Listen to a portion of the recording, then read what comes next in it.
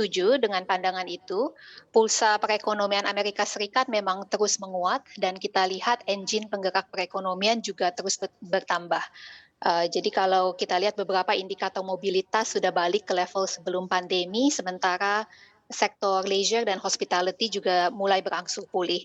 Jadi estimasi kami, masih tetap, melihat pertumbuhan ekonomi Amerika Serikat di level 6,5%, year on year untuk, tahun 2021. Oke, berarti ini memang sesuai dan on track ya?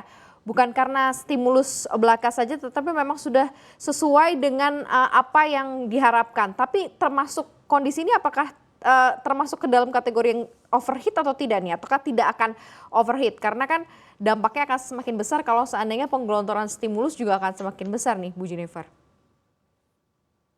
Ya, untuk, resiko ekonomi overheating menurut kami mungkin belum mendesak ya, karena kita membicarakan situasi di mana pertumbuhan ekonomi melebihi potensi dan akhirnya menyebabkan ketidakstabilan harga dan sistem. Jadi yang saat ini kami masih perhatikan adalah, apakah inflasi, masih terkendali atau tidak. Dan, terus terang prospeknya saat ini belum jelas karena data yang kita lihat sejauh ini dan yang akan kita lihat di semester kedua itu akan penuh dengan distorsi atau noises. Uh, Kalau kita lihat fiskal stimulus memang menambah upside risks untuk inflasi, tetapi yang paling penting yang sudah berubah buat kami adalah posisi atau stance US Fed, di mana mereka Mmm. sudah menekankan berulang-ulang bahwa mereka akan membiarkan inflasi naik di atas 2% selama pasar ketenagakerjaan belum pulih total. Ini sebelum mereka mengetatkan kondisi moneter. Jadi dengan intensi ini dari US Fed bagi kami ini tanda jelas bahwa resiko seputar pertumbuhan ekonomi dan inflasi akan condong ke atas ya dari central forecast kami. Tetapi kami belum melihat resiko overheating Oke. untuk saat ini. Ekspektasi global terhadap Amerika Serikat saat ini, seperti apa nih Bu Jennifer? Artinya, recovery yang sudah cukup baik dan kemudian nanti mungkin saja, ini akan cukup berdampak pastinya untuk emerging market ya, seperti Indonesia yang Anda lihat akan seperti apa? Apakah nanti ekspektasi ini menambah lagi optimisme yang ada begitu ya, khususnya untuk di, ruang investasi ataukah akan seperti apa nih Bu Jennifer?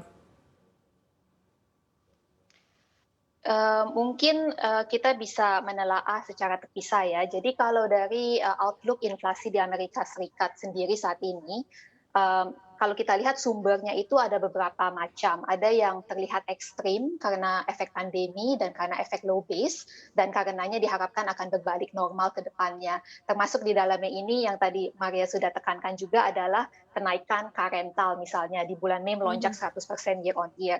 Ini bisa diharapkan untuk berbalik normal. Tetapi ada juga komponen-komponen US inflation yang juga sticky dan sedang meningkat saat ini. Dan perlu diamati lebih jauh apakah efeknya itu nantinya transitori atau tidak. Termasuk di dalam ini adalah inflasi inti, ekspektasi inflasi dari sektor industri misalnya, atau pengusaha, dan juga harga komoditas. Jadi yang penting untuk emerging markets saat ini adalah translasi dari inflasi outlook di Amerika Serikat itu ke kebijakan moneter mereka. Ini yang menurut saya akan penting dilihat untuk investor emerging markets.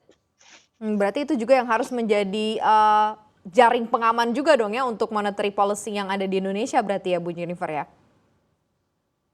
Ya, jadi dari sisi domestik, mungkin saya bicarakan sedikit, ekspektasi kami untuk di US saat ini masih mengikuti arahan dari Fed, yaitu Mhm. mereka akan menaikkan suku bunga di semester kedua 2023, tetapi tapering misalnya di pasar US Treasury akan dimulai tahun depan. Itu outlook untuk US. Dari sisi domestik, selain konsiderasi ekonomi, Bank Indonesia nantinya juga harus melihat kondisi pasar keuangan global dan juga rupiah. Dan karena itu kita melihat tahun 2022 ketika pemulihan ekonomi sudah berjalan dan kebutuhan impor meningkat, bisa ada tekanan dari sisi pasar keuangan untuk BI mengetatkan kebijakan moneter. Jadi kita melihat ini kemungkinannya di semester kedua tahun 2022. Mmm.